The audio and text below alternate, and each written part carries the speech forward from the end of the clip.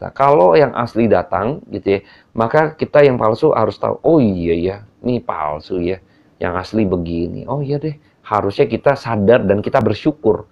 Ada yang asli datang, kita tahu yang palsu, harusnya kita bersyukur. Tapi ini tidak. Mereka justru ingin hancurkan yang asli. Biar bagaimanapun kebenaran tidak akan pernah bisa dihancurkan. Ya, sia-sia belaka ya.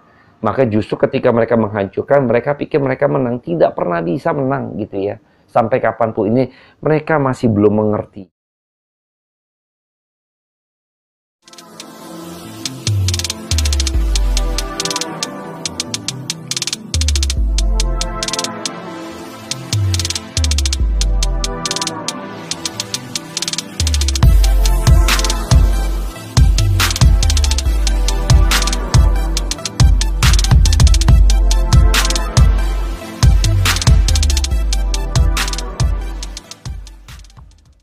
Shalom, selamat malam teman-teman sekalian. Pada malam hari ini saya kembali menyapa kita semua. Masih di rumah saja. Pada malam hari ini saya sudah siapkan kopi untuk kita sama-sama ngopi di rumah saja. Dan pada malam hari ini saya ditemani oleh kopi hitam dan yang tidak ketinggalan adalah kebenaran firman Tuhan. Nah, pada malam hari ini supaya kita disegarkan, dikuatkan kembali ya di tengah-tengah pandemik seperti ini, saya tetap memberikan wejangan gitu ya yang tidak henti-henti. Mari kita sama-sama jaga protokol kesehatan dengan begitu ketat dan disiplin, jangan kasih kendor gitu ya. Baik, sebelum saya mulai, saya akan seruput dulu kopi saya. Nah, sudah ditemani kopi hitam.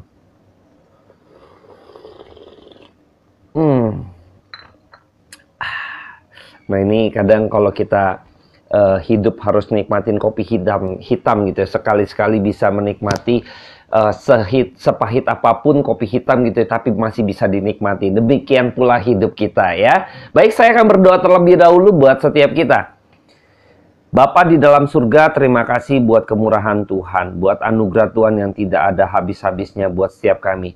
Kami bersyukur karena kemurahan Tuhan terus boleh berlimpah atas kami. Pada malam hari ini, hamba berdoa, minta pimpinan Tuhan untuk setiap jiwa-jiwa yang ada di rumah saja. Kiranya kami diberikan kekuatan daripada Allah, agar penghiburan daripada Tuhan malam hari ini juga boleh kami rasakan lewat kebenaran firman Tuhan yang membuat kami lebih mengerti, mengenal Kristus di dalam kebenarannya. Mohon pimpin waktu ke depan, juga untuk setiap audio yang hamba-Mu pakai Tuhan untuk pengkabaran Injil melalui media seperti ini. Kiranya Tuhan Yesus memberkati untuk di era digital ini, kiranya penginjilan Tuhan semakin luas. Hamba berdoa, mohon pimpinan daripada Roh Kudus untuk waktu-waktu ke depan. Di dalam nama Tuhan Yesus Kristus, hamba berdoa, memohon belas kasihan daripada Tuhan. Amin. Baik, pada malam hari ini saya akan bacakan di dalam Yohanes 8 ayat yang ke-21 sampai ayatnya yang ke-29. Malam hari ini saya akan bahas perjalanan Yesus kembali di dalam kisah Yohanes. Saya akan bacakan buat setiap kita.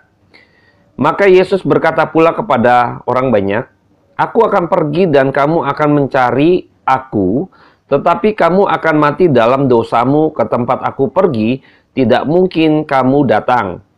Maka kata orang-orang Yahudi itu, apakah ia mau bunuh diri, dan karena itu dikatakannya, "Ke tempat aku pergi tidak mungkin kamu datang." Lalu ia berkata kepada mereka, "Kamu berasal dari bawah, aku dari atas. Kamu dari dunia ini, aku bukan dari dunia ini. Karena itu tadi aku berkata kepadamu bahwa kamu akan mati dalam dosamu. Sebab jikalau kamu tidak percaya bahwa akulah dia, kamu akan mati dalam dosamu." Maka kata mereka kepadanya, "Siapakah engkau?" Jawab Yesus kepada mereka, "Apakah gunanya lagi aku berbicara dengan kamu? Banyak yang harus kukatakan dan kuhakimi tentang kamu. Akan tetapi dia yang mengutus aku adalah benar, dan apa yang kudengar daripadanya itu yang kukatakan kepada dunia." Mereka tidak mengerti bahwa ia berbicara kepada mereka tentang Bapa. Maka kata Yesus, "Apabila kamu telah meninggikan Anak Manusia, barulah kamu tahu bahwa akulah dia. Dan aku tidak berbuat apa-apa dari diriku sendiri, tetapi aku berbicara tentang hal-hal sebagaimana diajarkan Bapa kepadaku. Dan Ia yang telah mengutus aku, Ia menyertai aku. Ia tidak membiarkan aku sendiri, sebab aku senantiasa berbuat apa yang berkenan kepadanya. Nah, ini ada hal-hal menarik ya. Ini agak cukup panjang, tapi pada malam hari ini baiklah kita benar-benar mempelajari. Ini hal yang menarik sekali ya. Saya akan coba bacakan ulang di bagian ayat 21 ya. Ketika itu Tuhan berkata kepada orang banyak, di situ ada kelompok orang-orang Yahudi dan orang-orang Farisi gitu ya.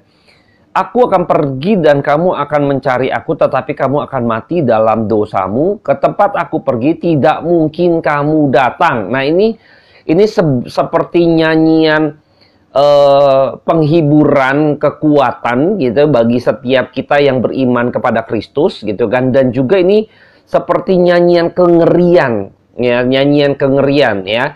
Coba kita lihat dulu ya bahwa nyanyian kekuatan penghiburan bagi setiap yang percaya. Karena apa?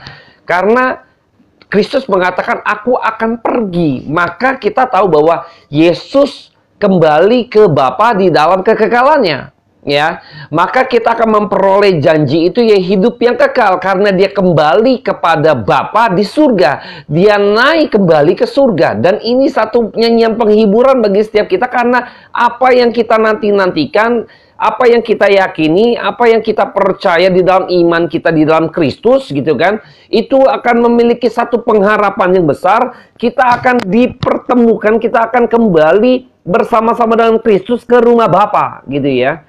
Dan menuju ke sanalah kita gitu ya. Dan ini sesuatu yang memberikan pengharapan besar bagi setiap kita orang beriman, orang percaya gitu ya. Tetapi seruan ini juga seruan kengerian. Kengerian bagi siapa? Bagi manusia berdosa. Bagi yang sampai hari ini masih belum percaya bahwa Yesus itu, Kristus itu adalah Tuhan. Dia itu adalah yang diutus daripada Allah gitu ya. Yang sampai hari ini mereka berusaha untuk menyingkirkan Kristus.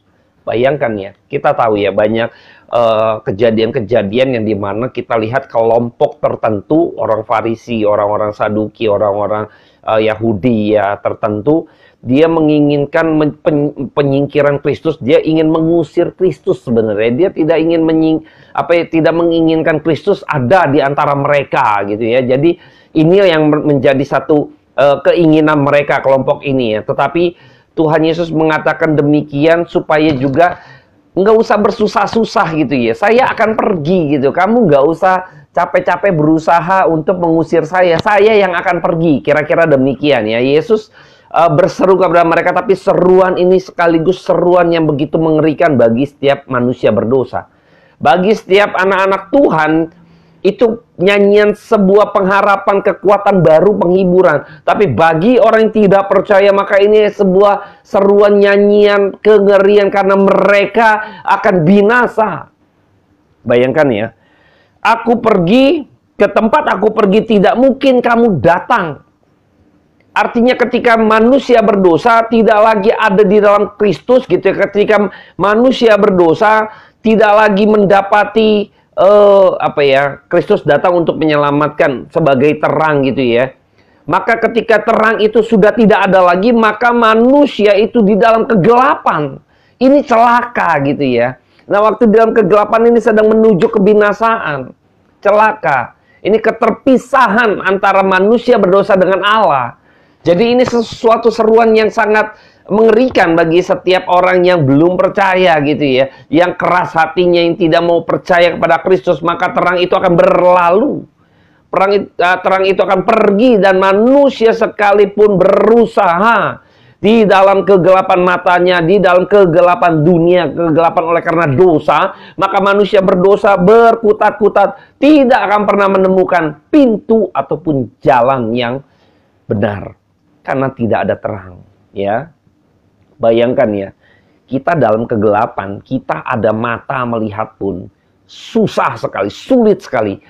Gimana kalau udah gelap, terus kita buta? Kebayang nggak betapa gelapnya kegelapan tersebut? Ini yang terjadi pada manusia berdosa yang ketika terang itu Kristus tidak lagi bersama-sama dengan mereka. Ketika manusia berdosa tidak mendapati terang, maka manusia itu akan menuju kepada kebinasaan kekal. Ini seruan yang mengerikan. Maka Kristus mengatakan, ke tempat aku pergi, kamu tidak akan pernah bisa datang. Ya, tidak mungkin kamu datang. Nggak bisa. Makanya inilah keselamatan anugerah Tuhannya. Maka banyak orang sepertinya gitu ya, mengacukan, menolak gitu ya, mengkeraskan hati pada Kristus. Mereka pikir mereka menitik beratkan bahwa keselamatan itu pada diri saya juga bisa kok gitu kan, nggak perlu Yesus, jadi menyingkirkan Yesus. Mereka berasa bahwa ketika mereka menjalankan hukum Taurat gitu ya, ini karena ada hubungannya dengan orang-orang Farisi yang menjalankan hukum Taurat, yang bangga kepada hukum Taurat, mereka bangga kepada Musa gitu ya, padahal Musa menulis tentang Kristus, kita sudah bahas di konten sebelumnya. Mereka begitu mengagungkan bahwa mereka ini pelaksana dari hukum-hukum Taurat, hukum-hukum Tuhan ini yang benar. Mereka mencoba untuk mendirikan kebenaran ini yang mereka pegang selama ini, padahal kebenaran itu kebenaran yang salah. Mereka memiliki motif yang akhirnya menjerumuskan mereka kepada pengenalan akan Allah yang salah. Karena Allah yang sesungguhnya yang dipuja itu adalah selama ini adalah dirinya sendiri. Bahwa saya bisa, karena saya yang menentukan mana baik, mana jahat, mana boleh, mana tidak, mana yang berkenan, mana tidak. Maka saya bisa menentukan saya masuk surga. Waduh, mereka sebenarnya sedang menjadikan diri mereka ini Allah. Wah, kacau deh. Kacau ya, seperti ini ya. Nah, ini yang terjadi ketika saya melihat ada kengerian keterpisahan antara manusia berdosa dengan Allah. Ini penggambaran sama persis ketika Adam dan Hawa jatuh dalam dosa, maka ada keterputusan. Ini ngeri sekali, keterpisahan ini tergambar sekali. Jadi dari sana nggak mungkin ke sini nggak mungkin ke sana. Yang dari surga nggak mungkin ke neraka, neraka juga nggak mungkin ke surga. Karena ada batas yang begitu jelas gitu yang merintangi mereka, nggak bisa sembarangan. Hal ini pernah disampaikan di dalam Injil Lukas. Saya coba akan buka karena teringat akan Injil Lukas gitu ya. Yang ketika itu orang kaya dan Lazarus ya. Ketika itu orang kaya dan Lazarus ini cukup menarik juga. Saya akan coba kutip saja gitu kan. Saya akan capture saja gitu ya. Saya akan bacakan dalam Lukas 16 gitu ya. Lukas 16.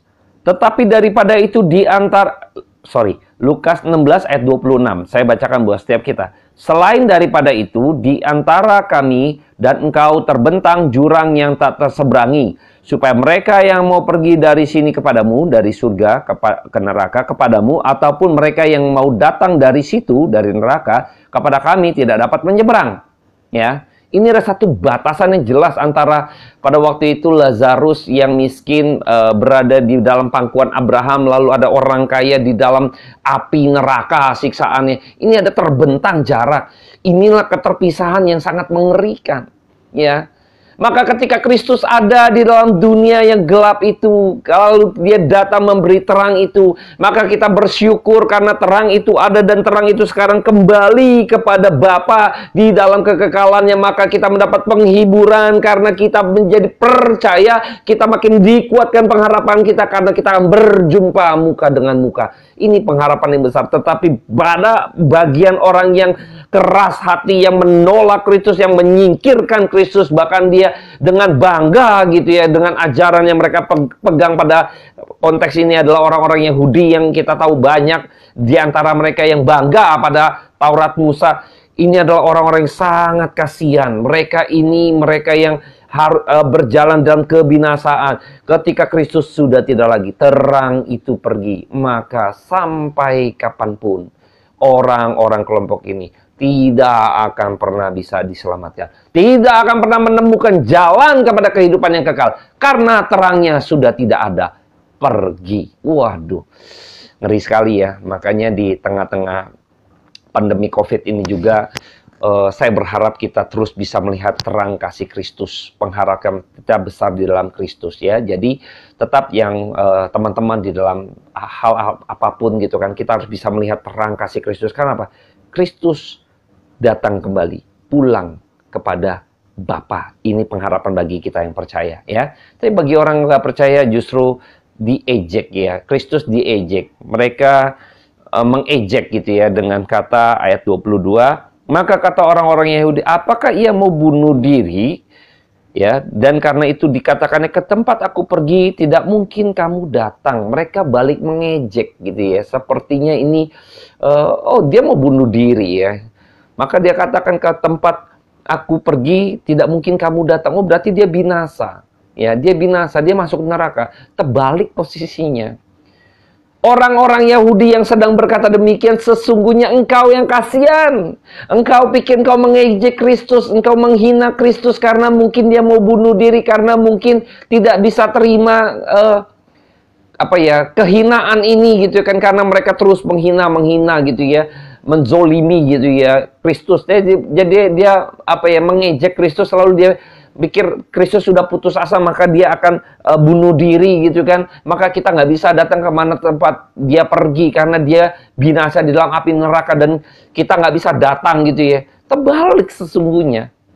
Ya, kasihan sekali orang ini ya kalau kita tahu hal demikian ya. Kasihan ya kelompok orang ini ya.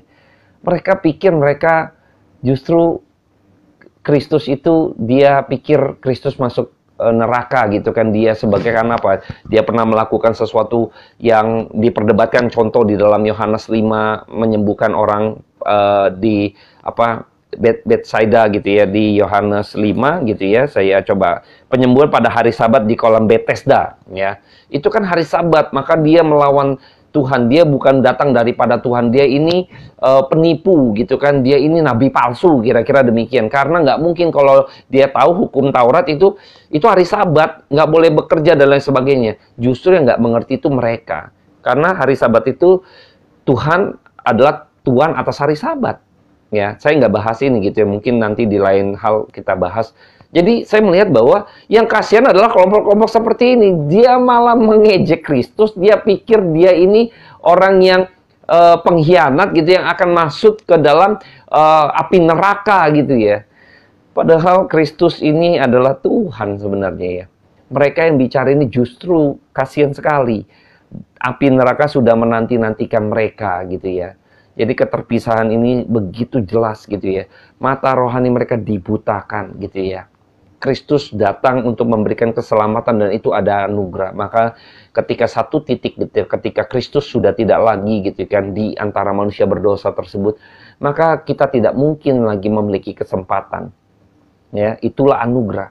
Tidak semua orang bisa menerimanya. Inilah anugerah keselamatan ya. Enggak semua orang loh. Bayangkan Anda dan saya sampai hari ini gitu ya. Banyak orang yang juga sudah kenal Kristus, sudah tahu Yesus gitu kan, tetapi mereka masih belum percaya. Mereka masih mengeraskan hati mereka dan mereka masih tidak meninggalkan iman mereka kepada Allah atau Baal-Baal, isme-isme yang mereka yakini adalah Tuhan gitu loh. Mereka masih keras hati, mereka masih bahkan menganggap Yesus itu adalah manusia biasa yang hanya memiliki satu katakanlah kuasa daripada ilahi, bukan Allah, gitu loh. Jadi ini sangat kesulitan ini sangat kita lihat ya di dalam manusia-manusia di dalam dunia ini gitu. Saya melihat bahwa justru orang-orang ini seperti kelompok-kelompok orang Yahudi yang kita pelajari pada malam hari ini. Begitu kasihan. Kasihan sekali ya. Saya coba lanjutkan. Ayat 23. Yesus berkata kepada mereka, kamu berasal dari bawah. Aku dari atas, kamu dunia, aku bukan dari dunia ini. Jadi kita tahu bahwa apa yang dilahirkan oleh daging ya daging, apa yang dilahirkan oleh roh ya roh. Nah, Kristus itu ada di atas, yaitu roh gitu ya, di dalam kekekalan ya, di dalam kekekalan. Jadi manusia di dalam kesementaraan berupa daging yang menuju kepada kebinasaan ya. Jikalau manusia tidak dilahirkan oleh roh, tidak dilahirkan kembali oleh roh, maka pada dasarnya manusia mati menuju ke alam maut ya. Karena akan kembali kepada debu, akan kembali kepada tanah. Manusia akan dikubur kembali kepada tanah. Tanah itu dibawa ke dagingan menuju kepada kebinasaan. Tetapi di dalam hidup kita, kalau kita sudah percaya kepada Kristus, maka sesungguhnya kita memperoleh kehidupan yang sesungguhnya, yaitu apa? Yang berasal daripada yang berasal dari atas, yaitu Allah sendiri gitu ya. Tuhan memberikan rohnya pada setiap kita, maka kita boleh kembali kepada Allah yang hidup tadi, tidak binasa. Tubuh kita mungkin bisa binasa, tetapi tidak dengan roh kita. Karena roh kita sudah dihidupkan oleh Tuhan melalui anugerah Allah dengan iman, percaya bahwa dialah Tuhan di dalam Kristus di atas kayu salib. Kita percaya dan menerima pengampunan, maka kita hidup. Maka kita dilahirkan oleh roh, kembali kepada roh yang kekal. Kalau kita diperanakan dalam daging, maka kita adalah anak-anak daging dan kita akan kembali kepada kebinasaan. Ini perbedaan yang mencolok gitu ya. Maka kita harus paham bahwa setiap kita pribadi manusia berdosa, kalau kita tidak dilahirkan kembali. Hal ini pernah dibicarakan percakapan Tuhan Yesus dengan Nikodemus. Ketika itu Nikodemus dan Tuhan Yesus bercakap-cakap hangat terkait dengan kelahiran baru atau rebound gitu ya, dilahirkan kembali ya. Saya tidak bahas di bagian ini. Nah, ini cukup menarik ya. Kita tahu bahwa dalam kehidupan kita yang sementara ini, jikalau Anda dan saya belum percaya kepada Kristus, maka kita akan menuju kepada kebinasaan. Tetapi bagi orang yang sudah percaya pada Kristus, ini satu kekuatan gitu ya, satu penghiburan. Maka kita lahir dari roh, maka kita juga hidup kita dipimpin oleh roh yang menuju kepada hidup yang kekal. Menuju pada sebuah hidup, bukan kepada kebinasaan. Tetapi apa yang dilahirkan oleh daging akan menuju kepada kebinasaan. Maka nggak heran di dalam orang percaya dengan dunia, itu dunia selalu dipimpin oleh kedagingan mereka, hawa nafsu mereka gitu ya. Mereka akan binasa, terjerat, dipimpin kepada kebinasaan yang mereka tidak diselamatkan. Mereka dibutakan, mereka nggak sadar bahwa mereka sedang menuju alam maut. Tapi ketika Kristus terang itu datang menerangi setiap manusia berdosa di dalam anugerahnya, setiap umat pilihannya, kita bersyukur karena kita diterangi sehingga kita di dalam hidup kita yang sementara, kita dilahirkan kembali sehingga kita mengetahui jalan yang benar. Maka roh itu memimpin kita dan kita dipimpin oleh roh. Maka roh itu akan membawa kita kepada kehidupan yang sesungguhnya di dalam kekekalan nanti. Nah, ini perbedaan yang sangat mencolok gitu ya, antara orang yang tidak percaya, yang keras hati, yang mengabaikan kehadiran Kristus sebagai terang itu, yang mereka tidak menerima anugerah daripada Tuhan. Dan ada satu kelompok seperti orang-orang percaya kita, umat pilihan yang bisa melihat betapa bersyukurnya kita di dalam dunia ini, di tengah-tengah dunia, karena tidak semua orang menerima hal itu.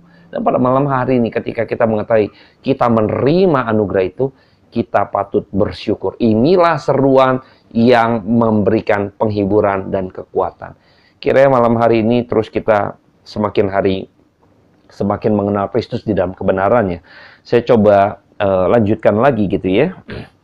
Karena itu tadi aku berkata kepadamu bahwa kamu akan mati dalam dosamu. Jikalau kamu tidak percaya bahwa akulah dia, kamu akan mati dalam dosamu. Nah, ini Kristus menekankan bahwa dialah Allah gitu kan, dialah Tuhan gitu ya. Dialah yang berkuasa, yang telah mengalahkan maut. Engkau sudah disengat oleh maut, dosa, maka dosa itu akan membawa engkau kepada maut gitu kan. Sekarang dia adalah Allah Yesus yang mengambil, memulihkan, mematahkan kuasa dosa itu, sehingga dosa itu tidak lagi ada sengatnya, sehingga engkau tidak masuk ke dalam maut. Kristuslah sebagai penyembuhnya. Kristuslah sebagai penawarnya dari sengat dosa ini yang menuju kepada maut. Mereka tidak menyadari hal itu. Mereka tidak menyadari hal itu. Mereka masih menganggap karena niat mereka ingin menyingkirkan Kristus. Hati-hati ya. Ini manusia seperti ini, manusia yang celaka, akhirnya binasa. Kita tahu pada waktu Tuhan Yesus juga terus begitu gencar gitu ya memberitakan kebenaran. Di tengah-tengah mereka Kristus menyuarakan kebenarannya, bukan untuk menghakimi. Sebenarnya seruan Kristus untuk mengajak, membawa orang untuk percaya gitu ya. Tetapi di sini di sisi lain kita bisa melihat bahwa sungguh anugerah Tuhan besar bagi setiap kita yang percaya. Itu menunjukkan bahwa betapa Tuhan mengasihi kita. Betapa saya bersyukurnya sehingga saya menjadi pribadi yang dipilih Tuhan, bukan oleh karena kekuatan, bukan oleh karena jasa kita, tidak, tetapi karena anugerah saja. only by grace. Ini yang harus kita patut syukuri ya. Ada orang yang tidak percaya, tetapi mengapa saya bisa percaya? Kalau bukan anugerah Tuhan, kalau bukan pekerjaan Roh Kudus, tidak akan membawa kita sadar kita manusia berdosa. Ya. Lalu di bagian lain di ayat 25, kata mereka, orang-orang itu bertanya gitu ya. Sekarang bertanya, siapakah engkau menanyakan Yesus gitu ya. Ini sebenarnya pertanyaan yang ya mau ngejek aja. Emang kamu siapa gitu ya? Seperti mau ya ada nada-nada mengejek lah gitu ya. Nggak mau sebenarnya nggak minta jawaban yang sesungguhnya, karena mereka punya jawaban sendiri bahwa dia itu bukan siapa-siapa. Kristus itu bukan siapa-siapa gitu ya. Jawab Yesus kepadanya, apakah gunanya lagi aku berbicara dengan kamu? Tuhan Yesus juga nggak mau terlalu banyak bicara gitu ya. Dengan orang yang sudah keras gitu, sama seperti Firaun ya, dipertunjukkan bagaimana tangan Tuhan begitu dahsyat pun masih keras hati gitu ya. Ayat 26, banyak yang harus kukatakan dan kuhakimi tentang kamu, akan tetapi dia yang mengutus aku adalah benar, dan apa yang kudengar daripadanya itu yang kukatakan kepada dunia. Ya, jadi Kristus datang ini karena dia adalah kebenaran. Dia datang bukan untuk menghakimi seperti orang-orang Farisi menghakimi pada waktu yang sebelumnya, perempuan yang berzina contohnya gitu ya. Tidak demikian. Tapi karena Kristus adalah kebenaran, maka kebenaran itu yang menghakimi setiap manusia berdosa. Ya, setiap manusia berdosa. Ketika ada sesuatu, misalnya saya mengerjakan sesuatu gitu ya. Waktu saya mengerjakan sesuatu, karena saya tidak tahu yang benar, maka saya pikir, untuk menjawab pertanyaan ini adalah dengan A, B, C, D. Misalnya seperti itu ya. A, B, C, D. Seperti itu indikasinya. Jadi kalau jawabnya A, B, C, D, maka benar gitu ya. Lalu ketika itu ada yang jawab gitu kan, D, E, F, G. Terus ada juga yang jawab A, B doang. Terus banyak kan D, E, F, G, D, E, F, G. Lalu bingung nih. Wah, ini yang benar mana nih? Lalu kebenaran itu bisa berubah. Oh, karena banyak yang benar, maka jawaban yang benar berarti mungkin D, E, F, G. Maka diubah kebenaran itu, disesuaikan. Kenapa? Karena banyak orang yang menjawab itu. Jangan-jangan itu jawabannya. Nah, bisa demikian. Bayangkan ya, ini adalah kebenaran yang dibentuk oleh manusia. Lewat pengalaman mereka, lewat fenomena yang terjadi, lalu mereka menyimpulkan, lalu mereka mendirikan kebenaran dengan tafsiran mereka sendiri. Mereka mendirikan kebenaran mereka yang semakin hari bisa berubah-berubah, disesuaikan. Lalu tidak ada satu konsistensinya kebenaran manusia yang berdosa sebenarnya. Ini bukan kebenaran. Ya, ini bukan kebenaran. Maka ketika ada hadir kebenaran yang sejati, yaitu Yesus yang adalah kebenaran, maka kebenaran itu dibenturkan dengan kebenaran yang palsu, maka tentulah kebenaran palsu itu akan dihakimi oleh kebenaran yang sejati. Ternyata demikian gitu. Sama seperti pada waktu itu Musa pada waktu itu menulis Taurat Tuhan, sebenarnya itu adalah jari tangan Allah. Taurat Musa itu ditulis oleh jari Allah, bukan oleh jari manusia, bukan oleh jarinya Musa. Jadi hukum Taurat itu yang mereka banggakan, yang mereka pelajari begitu rupa, sebenarnya itu adalah tulisan tangan Allah, bukan tulisan tangan Musa. Maka waktu Allah menuliskan, itu adalah kebenaran gitu ya. Dia turunkan sehingga manusia dibenturkan bahwa mereka salah gitu loh. Menyatakan keberdosaan manusia di dalam hukum Taurat tersebut. Justru dibenturkan untuk menyatakan kaum manusia berdosa, dan Allah adalah Allah yang suci. Allah adalah Allah yang kudus. Bayangkan dibenturkan. Mereka justru tidak sadar akan hal ini ya. Mereka tidak menyadari akan hal ini. Mereka berasa benar gitu ya, dengan bangga dengan Taurat Musa dan menjalankan hukum Taurat Musa. Mereka bangga. Sebenarnya mereka tidak pernah bisa menjalankan hukum Taurat Musa, tidak bisa. Ya, maka satu-satunya adalah Yesus Kristus yang dengan sempurna menjalankan seluruh hukum Taurat. Maka nanti dibenturkan antara Taurat dan Yesus dan Taurat hubungannya gitu ya. Nanti saya nggak bahas gitu ya. Itu agak panjang, nanti mungkin kita akan atur konten. Ketika itu saya melihat bahwa orang-orang ini masih belum dibukakan gitu. Kristus bertujuan terus mengajar kepada orang banyak, mereka yang mendengar, yang mendapat kasih karunia, maka akan mengerti, mereka akan menyerahkan hidup mereka kepada Kristus, mereka mendapat satu penghiburan yang baru, mereka mendapat pencerahan yang baru, mereka mendapatkan berkat dari perkataan Tuhan. Tapi di sisi lain ada manusia-manusia seperti ini yang justru malah menghina, mengejek apa yang dikatakan Tuhan dan merendahkan apa yang disampaikan oleh Kristus. Ya. Ini sungguh berbeda gitu ya. Dan pada malam hari ini ketika kebenaran hadir di antara kita, apakah kita berada pada kelompok yang mendapat pencerahan baru, mendapat pengharapan, kekuatan, penghiburan yang baru, atau kelompok yang akhirnya merendahkan, ini nggak penting, ini belajar apaan sih, yang merendahkan perkataan Allah. Di manakah posisi kita? Saya berharap kita tidak berada di dalam posisi orang-orang yang merendahkan perkataan Kristus, yang akhirnya mereka binasa. Saya coba lanjutkan ayat 20. Mereka tidak mengerti bahwa Kristus, Yesus, berbicara kepada mereka tentang Bapa, tentang Allah yang Tuhan Allah oknum pertama yang mengutus dia, sehingga yang waktu disampaikan oleh Tuhan Yesus tidak menghakimi dengan dirinya sendiri, dengan ukuran dirinya sendiri, bukan dengan maunya dia sendiri, bukan dengan kehendak dirinya sendiri, tetapi kehendak Allah Bapa. Ini sesuatu yang otentik sekali sebagai sebuah kebenaran. Ini yang penting. Ya, Kristus tidak seenak deweknya, seenak maunya dia, tidak ya. Tetapi inilah manusia berdosa ya. Ketika kebenaran hadir, harusnya kebenaran itu membukakan kita bahwa kita manusia berdosa dan ini salah ya ternyata. Kalau yang asli datang gitu ya, maka kita yang palsu harus tahu, iya ya, ini palsu ya. Yang asli begini. Iya deh, harusnya kita sadar dan kita bersyukur. Ada yang asli datang, kita tahu yang palsu, harusnya kita bersyukur. Tapi ini tidak. Mereka justru ingin hancurkan yang asli. Biar bagaimanapun kebenaran tidak akan pernah bisa dihancurkan. Ya, sia-sia belaka ya. Maka justru ketika mereka menghancurkan, mereka pikir mereka menang. Tidak pernah bisa menang gitu ya. Sampai kapanpun ini mereka masih belum mengerti ya. Mereka menanti-nantikan Mesias yang akan datang, yang diutus. Yang diutus datang di tengah-tengah mereka, justru mereka mau singkirkan. Bayangkan ya, betapa gelapnya mata mereka. Betapa gelapnya kegelapan yang mereka alami. Bayangkan, ada terang, mereka nggak bisa lihat. Kebayang ya, parah ya.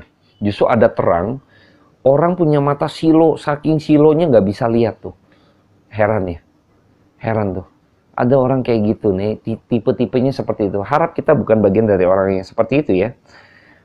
Maka kata Yesus, apabila kamu telah meninggikan anak manusia, barulah kamu tahu bahwa akulah dia dan bahwa aku tidak berbuat apa-apa atas diriku sendiri, tapi aku berbicara tentang hal-hal sebagaimana diajarkan Bapa kepadaku. Dan ia yang telah mengutus aku, ia menyertai aku. Ia tidak membiarkan aku sendiri, sebab aku senantiasa berbuat apa yang berkenan kepadanya. Nah ini ketika satu kali nanti kita tahu bahwa kedatangan Kristus kedua kalinya, Kristus akan datang gitu kan. Semua mulut, lidah, lutut akan berlutut gitu ya, dan akan mengetahui bahwa Yesus itu Tuhan.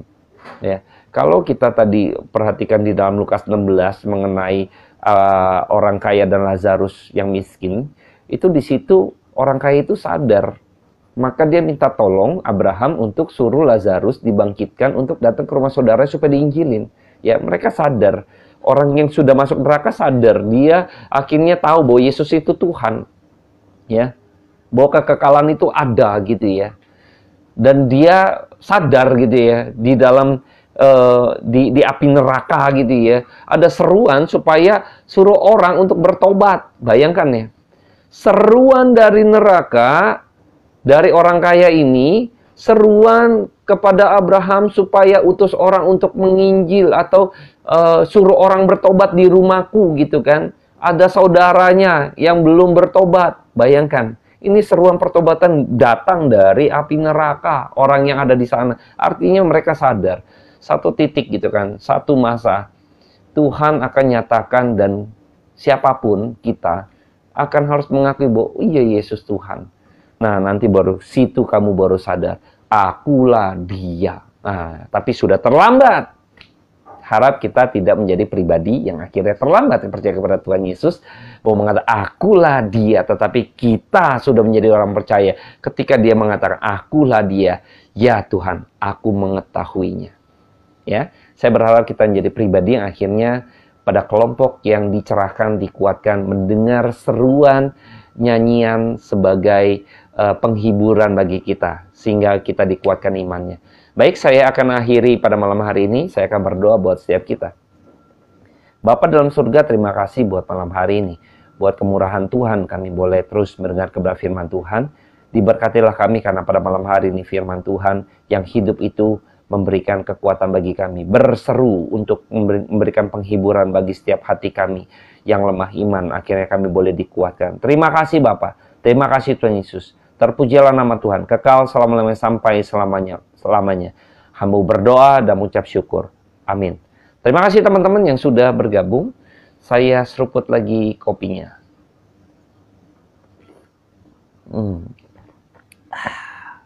Salam ngopi di rumah saja.